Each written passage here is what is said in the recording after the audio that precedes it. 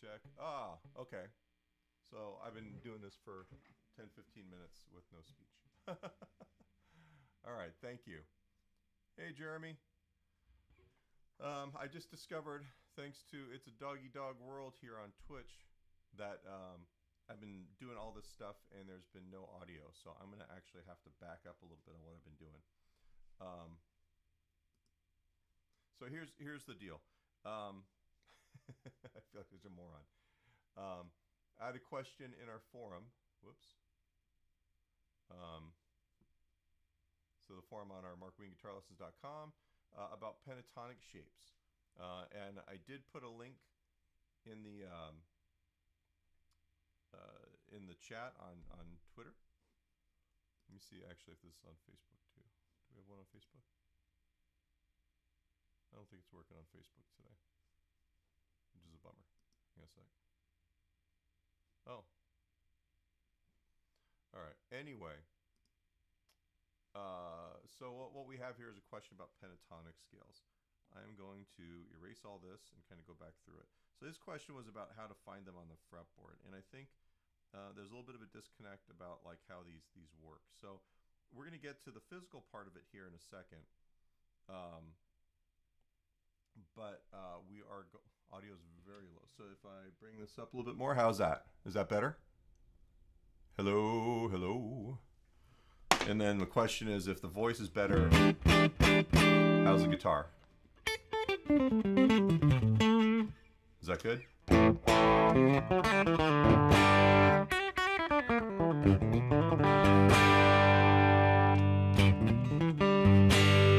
Okay. Maybe I can like edit this out later.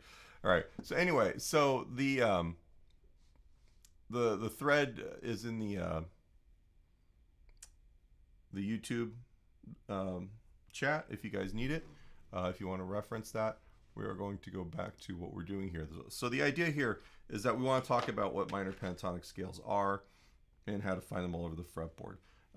His initial question was, and I apologize for my small camera here. It's like a regular webcam, but for some reason it's kind of overcorrecting on the brightness sometimes. All right. So we're talking about, he wants to know where to find just like your home position pattern and all the other ones around it, in depending on what key you're in. Okay, so we're gonna get to that in a minute, but just for the sake of a complete lesson, we are going to do this, which is, oops, we did this backwards. Okay, well we need, I'm having one of those days, in case you guys haven't noticed. Like everything I'm doing here is just kind of in the toilet, which is not cool. All right, so I'm gonna write down where that pattern exists here on the fretboard, right? So this is the root pattern, root, root, root. We've been talking about, hey Doubler. We've been talking about root patterns and scales and cage system for a while, so I'm not going to get too in depth in this. There's other lessons that are linked below, or will be linked to this if you don't really understand the cage root pattern system. For right now, just take as gospel that this is your pattern based off of your open E chord that's been moved up the fretboard.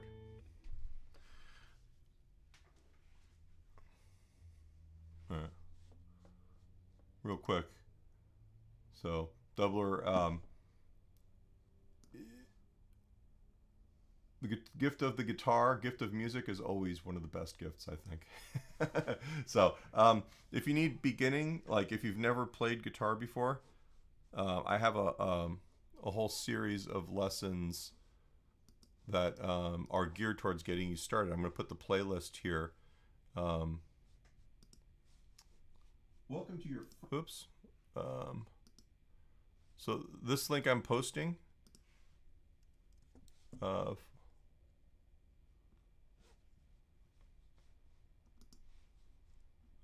this is a playlist of basically if you want to start playing guitar and never have played before, and want to learn like kind of in an order that makes sense. That's what's going on there. So, and it's got stuff about physical technique, and all kinds of other stuff. It's on the YouTube stream. Can you guys see the so there's something wrong with my my comment thing here. I'm not telling. It might be because I'm using Restream today. But the YouTube, if you're watching this on YouTube, you'll see all of the stuff. If you're if you want to see this and you can't get to it through links on Twitch, because I don't know how that works, what we do have is you go to Jack's Guitar Tracks on YouTube. Man, what a mess my day is. I apologize, guys. This is like the fourth one today, and I kind of had a game plan, and then it kind of went out the window.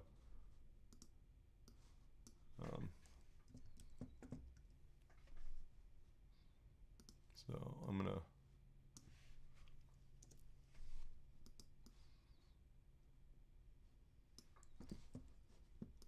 let's see if I can put this as a text thing here.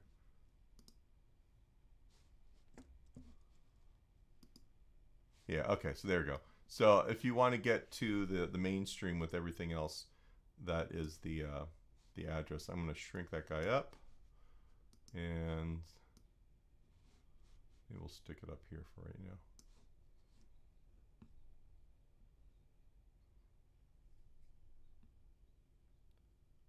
Okay, awesome. All right, sorry about the. Okay, so let's talk about this. So the first thing we're going to do is we're going to talk about the scale itself, the pentatonic scale. And the first thing is we tend to learn this stuff in the way I teach it relative to the root. So that way you can move this into any key.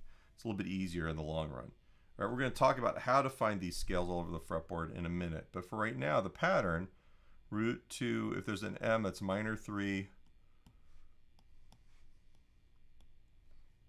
minor 7. You guys can see this okay. Oops. 2, minor 3, 5, minor 6, minor 7, 2. All right. So this is, if I play this for you.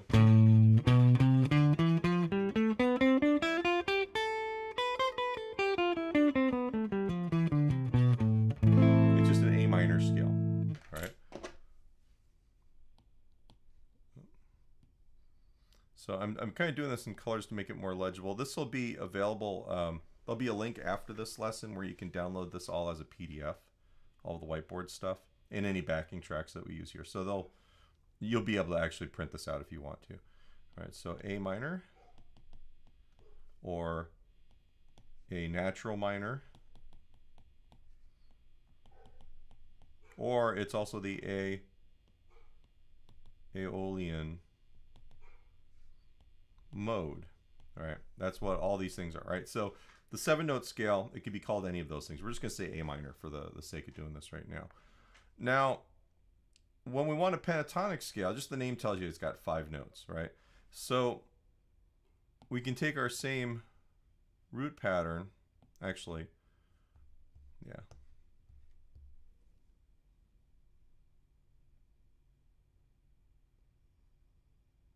The Twitter.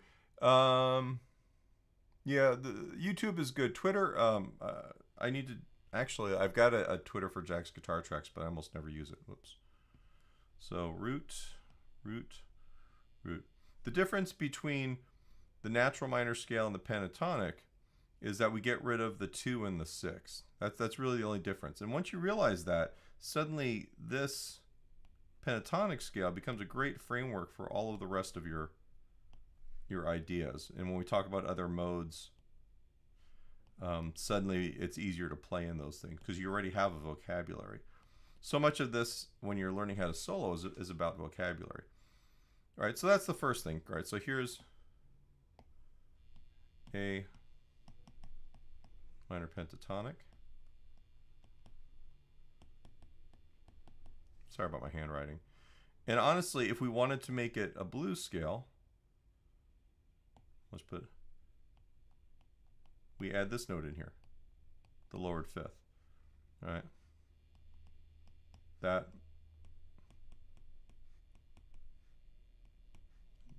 A blues.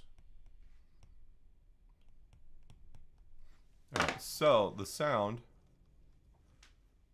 is Here's the pentatonic scale.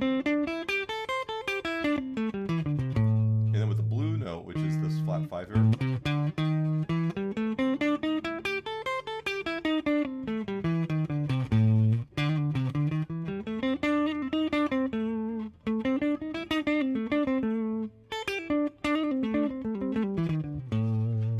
So there is that. I'll give you guys, if you guys go to, crap, since we're throwing the social media stuff out here.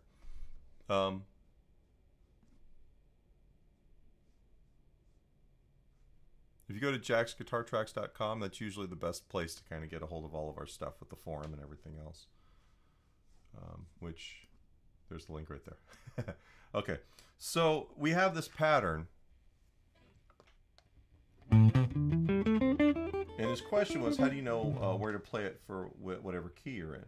All right, and the root is what it is. So as long as you know what your notes are on the strings, then you know where to put this pattern on any string. All right. So if you've never done that before, okay, what I can do is we'll do some purple.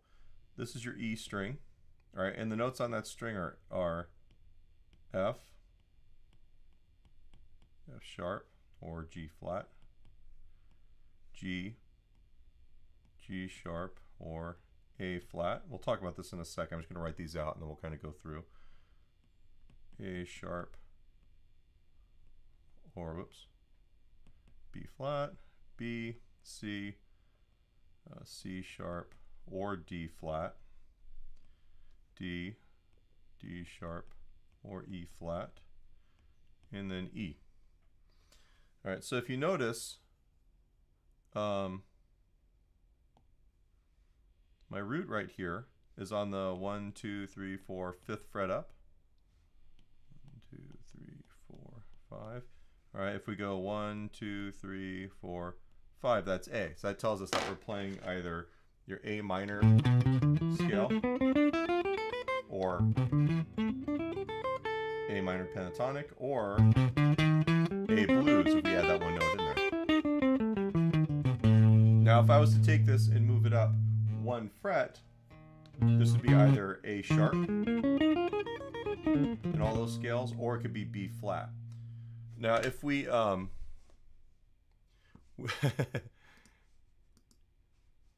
me back up for a second. Welcome to your first guitar lesson. No, this is actually the first guitar. No. Okay, so I've got some basic lessons here on music theory, and one of them here is where the note names are. I'm going to post the link to this one in the chat.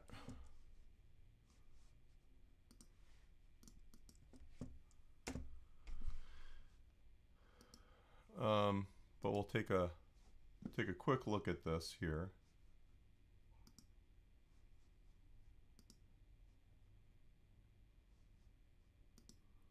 So this video here, short. Basically, what it does is it takes you through the idea that we have 12 pitches in Western music. All right, we have all the natural note names A, B, C, D, E, F, and G. But if you notice that B and C and E and F don't have a blank box between them, right? Those are actually where we put the sharps in flats. Those are the accidentals. If you look at the piano keyboard, it kind of makes a little bit more sense there. That way, you'll see all this in this video. But the layout of the guitar, as you move up each string, is the same as the order of the notes on the piano, as it is for any other instrument, right? So what we're dealing with here. Oh, hang on a second.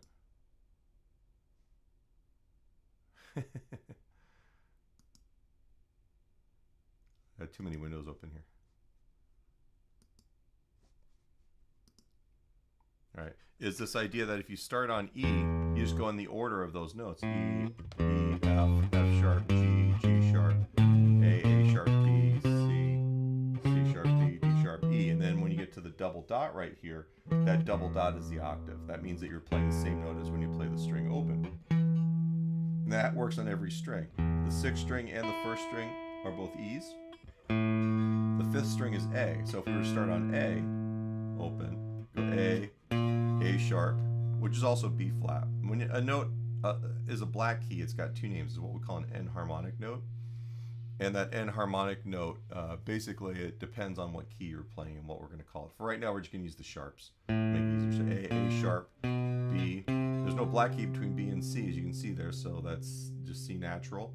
If it's just the white key or the note name by itself, it's a natural note. If we're going up one fret into a black key, that's going to be a C sharp. If we were on D and we had to go down a half step, then that's actually going to be D flat. It just depends on the context. You do hear a little bit of fret buzz. I'm running this direct, and so you're going to get a little bit of everything kind of exacerbated. This is I'm playing through a Fractal FM3 direct into my interface. So, and I don't want any guitar that doesn't have a little bit of buzz, but you never hear it, you know, on stage. In this context, you will though. All right. So basically, that's the idea. Is if you learn your note names going up each string, then you can take patterns such as what we've got going on here, and just plunk them anywhere you need to be for your key. If I was playing, let's see, we'll do this in a minor key here.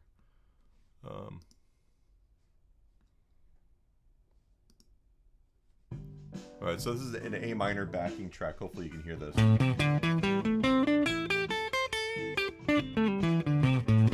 All right, all of that works. Now if I switched it to another key, I'll put this up into B flat. It's not going to work, obviously, because it's in the wrong key. But if I move it up one fret,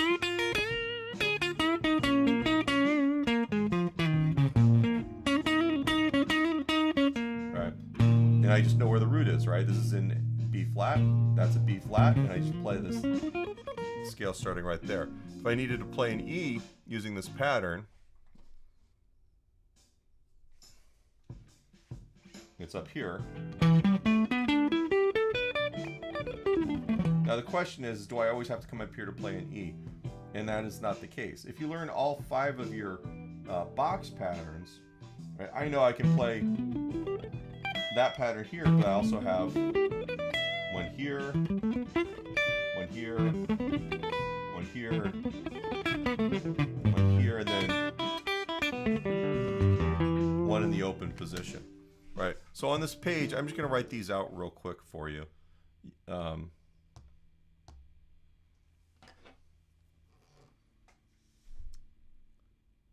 Or actually, I got a blank page here.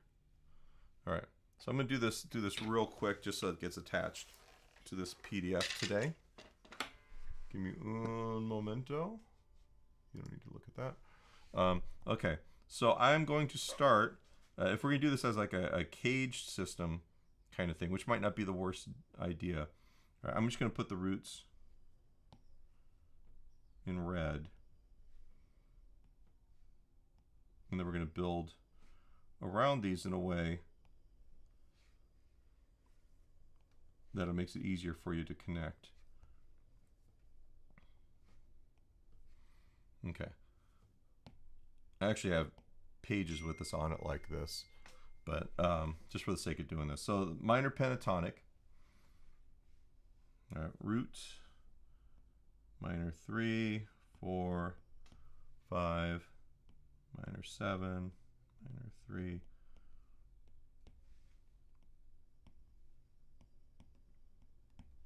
okay, so that's the C shape, the A shape from caged. And if you don't know what I'm talking about with caged system, don't worry about it so much right now. We'll address that later on. Right now it's basically just these are all of the boxes that you would be dealing with normally. Just trying to give Torgot here his gives information in a way that kind of helps everybody. Hey, Tom and Dave. You missed the first 10 minutes where I didn't have any audio. That was kind of embarrassing. Although in a way it was kind of like having a dress rehearsal for this, because then I kind of had a better idea what I was going to do.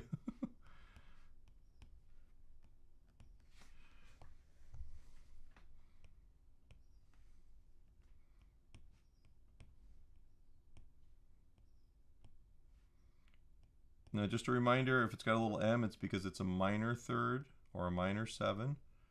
Because we're playing in a minor key, most of the stuff references the major key, and if it was just a 3, it would be a major third, which would be a half step higher. That's not our lesson today, but just so that you have some context. All right, and then the last one here is this guy here. Minor 3, 4, 5.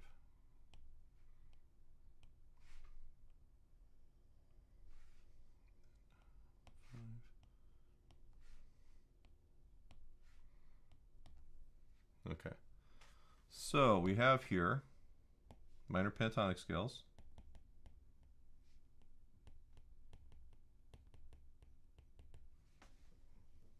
Right, and all the positions, right? So, haven't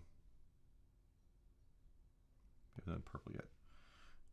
This is the C shape, A shape, G shape, E shape, and the D shape.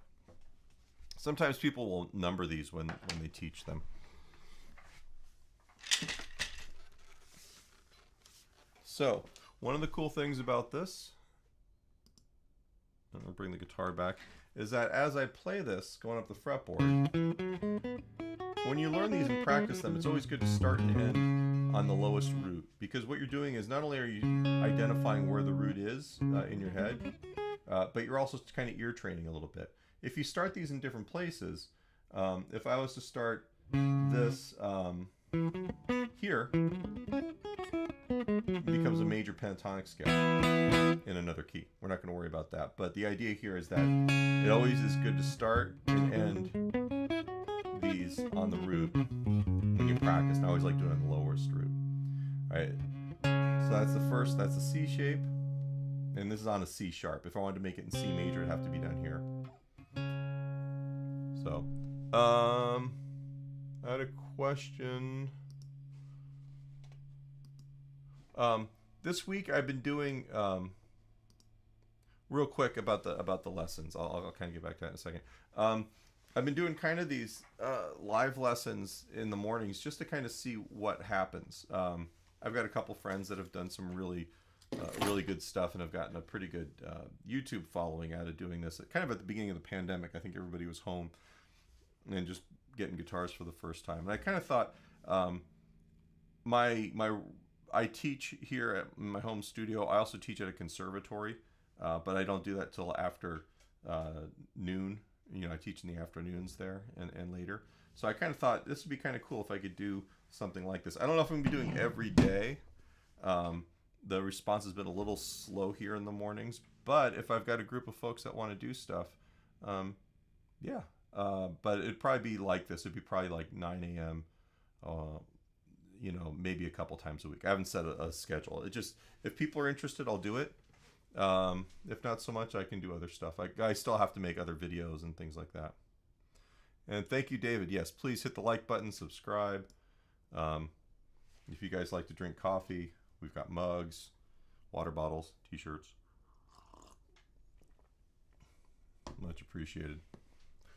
Okay, so back to this idea here, right? So we've got, this is C sharp minor pentatonic. If I move it up one fret, I know it's D because I know all of the notes going up the 5th string, right? So I know that this is a D. If I wanted to be an E, I'd play it here, right? And just play that pattern, starting there, right? You can hear that they're the same thing. They're just in different parts of the fretboard. Right, so you've got one based off of the open C chord. That's the root shape here. The next one is based off of the open A chord. If you're not understanding that, the Caged and Beyond video lesson is available. I don't want to spend the whole lesson doing like backtracking, but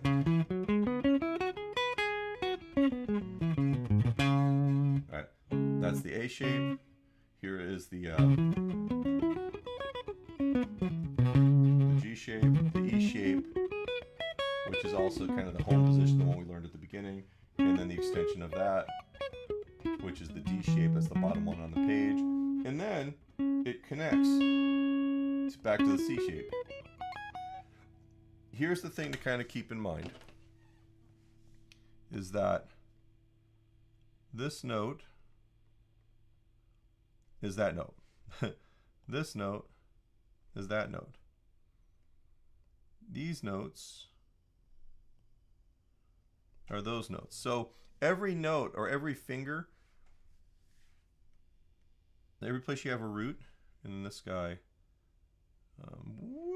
comes back to here. All right, so you connect this no matter what key you're in. If I'm playing the key of F sharp, I know that, you know, if I need a scale with a root on the 6th string, it's either going to be the G shape or it's going to be the E shape.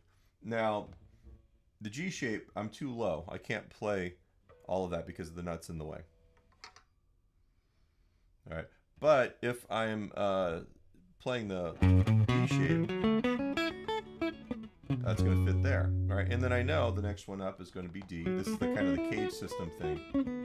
It kind of helps you see this. All right, and then there's C, A, there's finally G, and then back to E, and that's all in the key of F sharp, so I can play anywhere. The E minor pattern I have up here, that's the D shape. There's the C shape.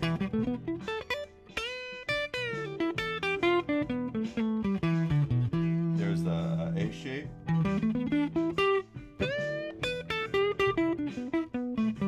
There's the G. There's the E shape.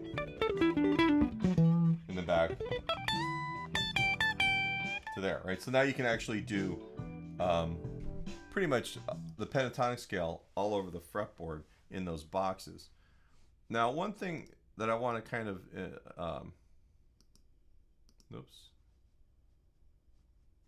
someday I'll learn how to use this.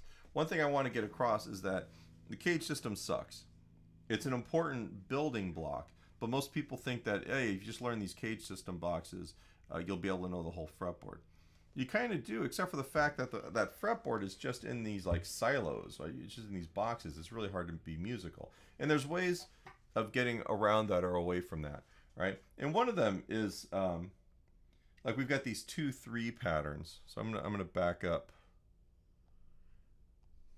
All right, so when I talk about 2-3 patterns, or 3-2, depending on what you're in, you can actually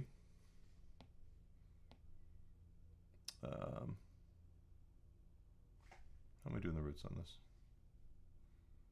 In blue. So root minor 7, root minor 3, 4, 5. Right. So I've got this little group of notes. And the thing that's cool about this is that it repeats. If you go down a string, same thing, same notes within the same key. And then if you get to the bottom set of strings, you have to move up 1 fret. Right? But here you've got this root from the E shape. There's the next root in that E shape. And then the last one here, that's actually out of the D shape. Right? And then if I was going to do this here, you could still do the same thing up here. All right, and the nice thing, right, is it gives you the ability to not just play in your box pattern where it's like the silo, the straight up and down thing, which is real hard sometimes to like play music in or play melodically. Right. Now you've got this lateral movement, this line across the fretboard, where you can play something in 1 octave and then play the same thing an octave lower and answer it. All right. We'll talk about that a little bit more in a second. For right now, hey Ursula, I don't have anything kind of organized that way. I'm just kind of doing the lessons and seeing how they go. And then I'm posting the links to each live stream on jacksguitartracks.com. If you look at yesterday's,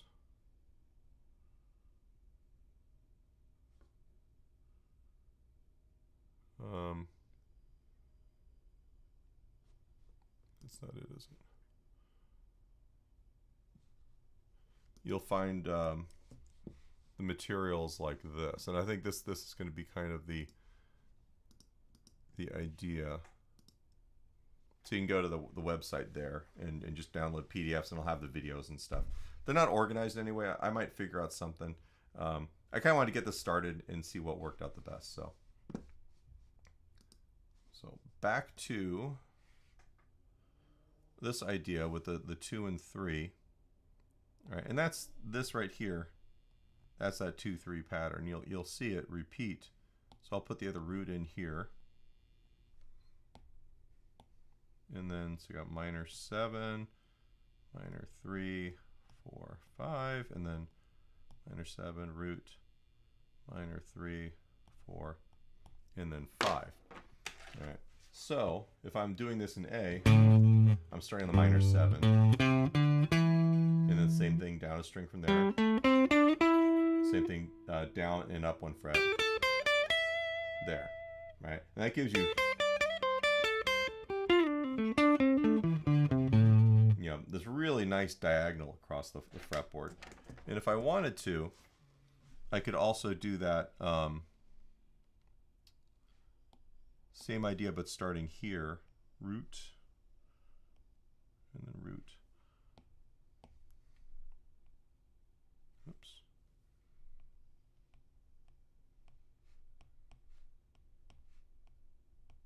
All right, we have the one little issue where 2nd and 3rd strings are off by a half step. So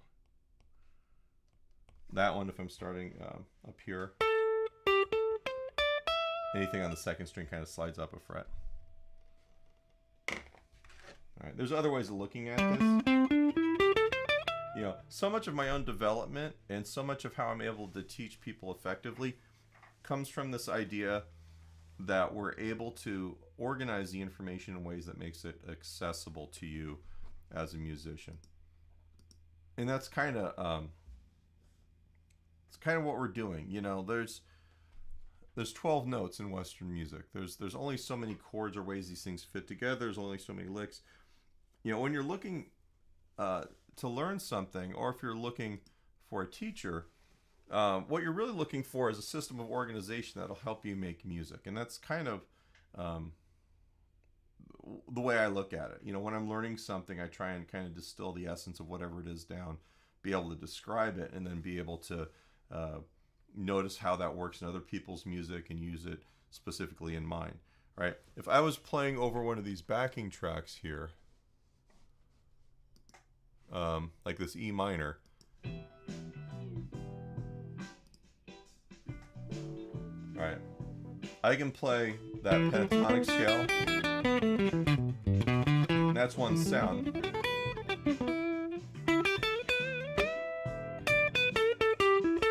Now, if I wanted to change that sound or spice it up, I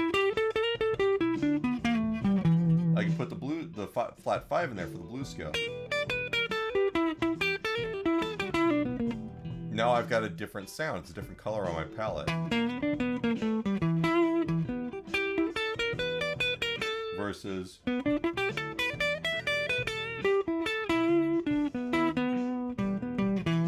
alright, I can play natural minor.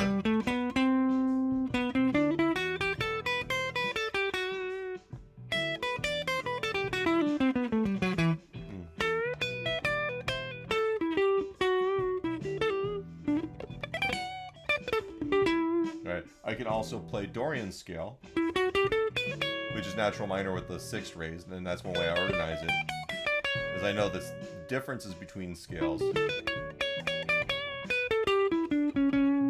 Right, that sound is different than that's natural minor. I can make a harmonic minor scale by lowering the 6th and raising the 7th.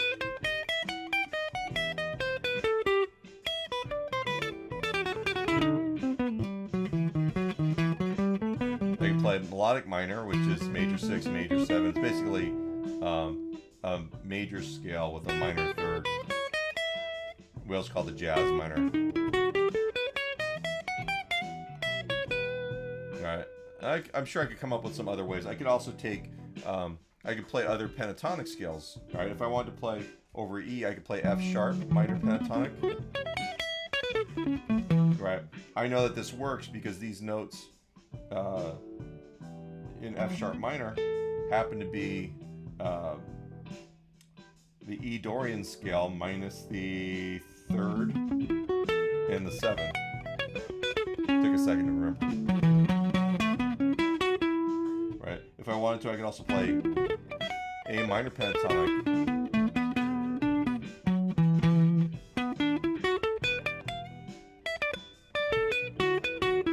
The other one you can do is that might be the two that are good. But that's the thing, is you can substitute other scales. I can play different chord sounds.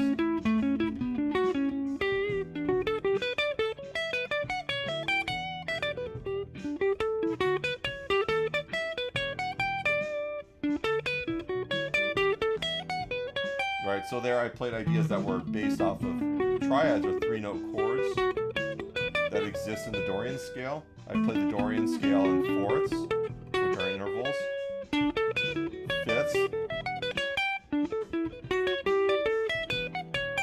Right, I have a lot of tools in my toolbox that I can play over just a simple chord like that. The idea is organizing this stuff so that not only do you know what it sounds like, but you're able to find it on the fretboard. Okay, I'm going to pause just for a second to give you guys the opportunity to ask questions if you want. I kind of blasted through a lot of information. I need to check one thing. I'm supposed to have an actual private student here. Let's see. Okay.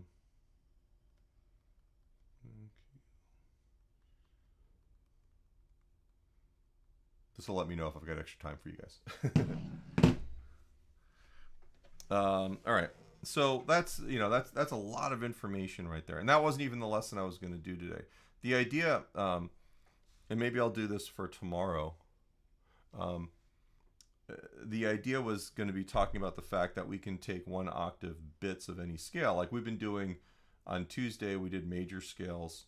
I'm going to stand up and do this instead of using different cameras. All right, so on Tuesday, we talked about the fact that instead of like taking it one pattern and moving around the fretboard, we learned 1 octave chunks of your major scale so that you could actually play in one area all the keys, all right, without moving around so much. That's good for playing jazz, but also what it does is it kind of breaks us out of a lot of our ruts. So then even if you're playing in pop music and you want to play in G,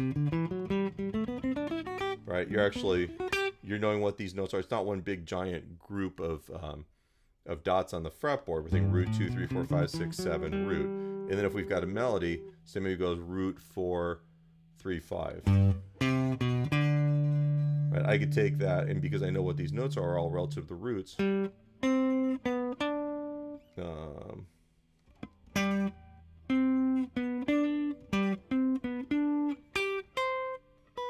I can play this stuff anywhere on the fretboard I want to, so I can actually play ideas and move them around and not really be siloed into those cage system boxes. Those cage boxes are important. They're an important stepping stone. They help you build your understanding of the fretboard, right? But we have all of these other ways that we kind of want to be able to get away from this. All right, so we got a Russian guy here. I feel bad for anyone who is in Russia that wants to take lessons with me, but if you post things like that, you're just getting blocked because so far they've all been scams and porns. So that's kind of the idea. So what I wanted to do, and we talked about all this other stuff first, was basically say, hey, you know what? If I'm doing a major pentatonic, for instance, right? I can do this in every key.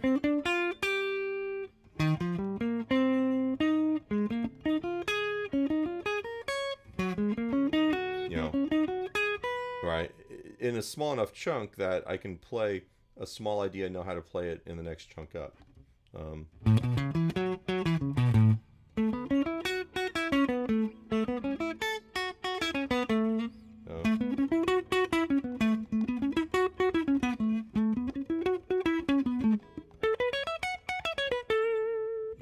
I know I missed a bunch of places, but right. So if I'm playing over something,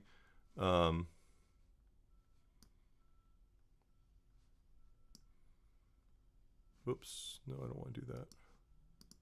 This one.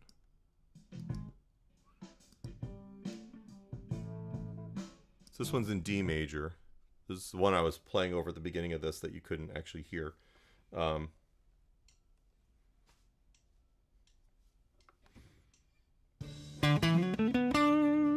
Right, that's actually like the 3-2 pattern, but upside down for major.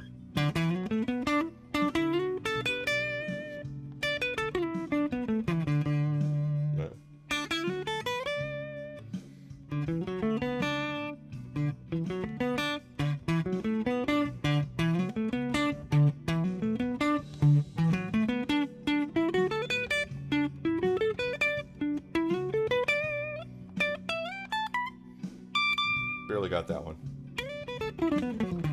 Right. I can play up and down one string if I want to. Let's see.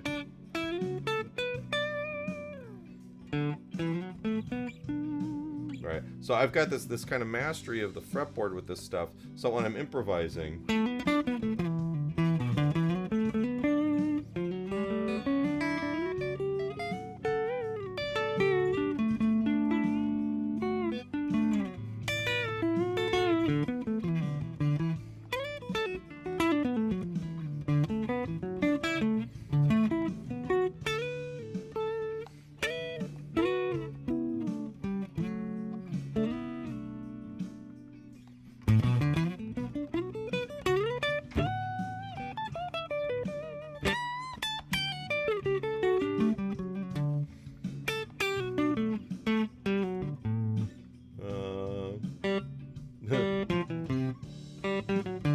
man, my brain's not working.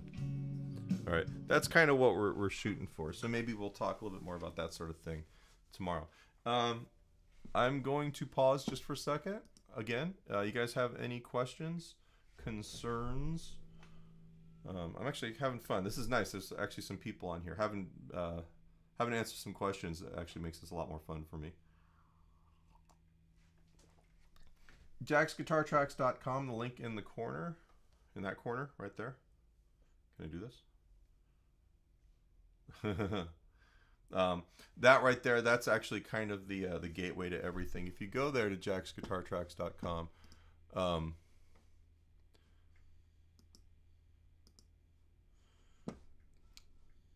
I do this, will that work? There we go. Video takes you to the YouTube channel with all this stuff. Everything in the channel's organized into playlists. We've got about 300 something videos here. Some of these are for jazz, some of the backing tracks. I did about 100 or so videos a couple months ago just for my jazz students. I've got backing tracks where it's blues in every key. So it'll be something like this box shuffle.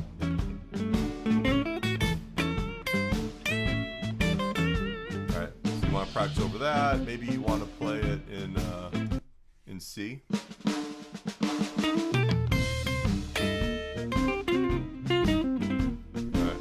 Alright. I've got a couple of collections like that where it's all in one key.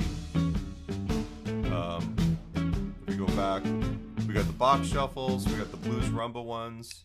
These are kind of my favorite. Those more like Albert King.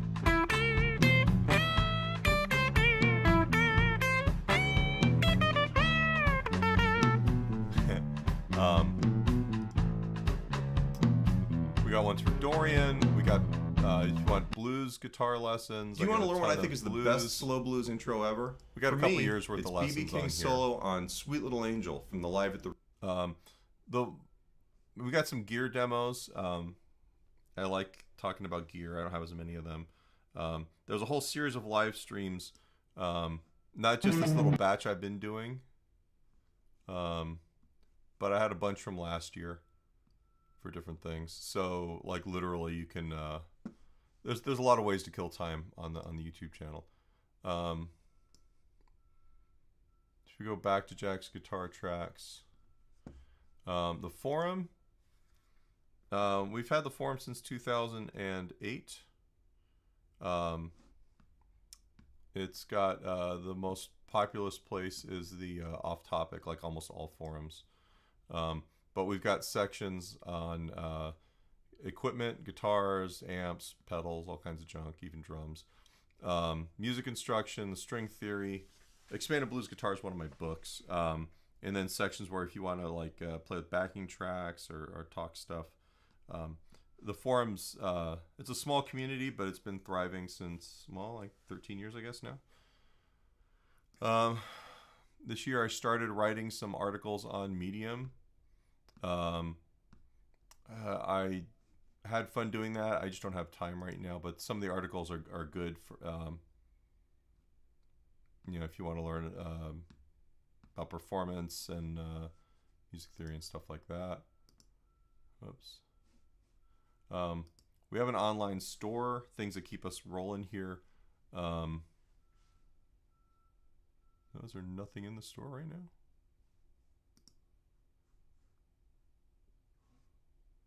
Wow, okay.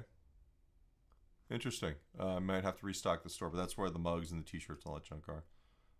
I did not know that. Patreon is kind of, I'm not doing much Patreon content. There's only so much I can do. Free PDFs if you guys need like sheet music and whatnot.